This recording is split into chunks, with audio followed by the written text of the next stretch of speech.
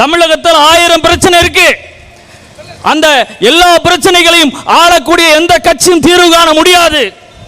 அதை தீர்வு காணுவதற்கு நாம் களத்திலே இறங்கி போராடித்தான் ஆக வேண்டும்.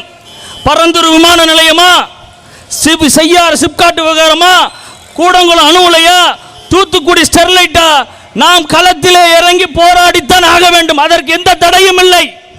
ஆனால் இதையெல்லாம் இருப்பு என்பதற்காக பிஜேபியை மீண்டும் அதிகாரத்துக்கு வருவது நீங்கள் கொல்லிக்கட்டை எடுத்து சொல்லிக்கிற மாதிரி. பிஜேபி மற்ற கட்சிகள் போல கட்சி அல்ல. 2024 தேர்தல் வழக்கமான தேர்தல் அல்ல. அவர்கள் கொலை செய்வதற்காக ஒரு அமைப்பு வைத்திருக்கிறார்கள், கொள்ளை அடிப்பதற்காக ஒரு அமைப்பு வைத்திருக்கிறார்கள், எதிர்கட்சிகளை பிளவு செய்வதற்காக அமைப்பு வைத்திருக்கிறார்கள். எல்லாத்துக்கும் பிரான்ச்சா வச்சிருக்கிறான். அவன் நேற்று வந்தவன் இல்ல, 100 ஆண்டு அனுபவம் உள்ளவன், பல லட்சம் கோடி சொத்துக்களை வைத்திருக்கிறான். நண்பர்